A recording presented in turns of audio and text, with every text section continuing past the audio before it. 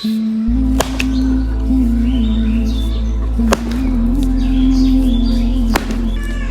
থেকে দাঁড় গাড়ি হারিয়ে লাইছেন?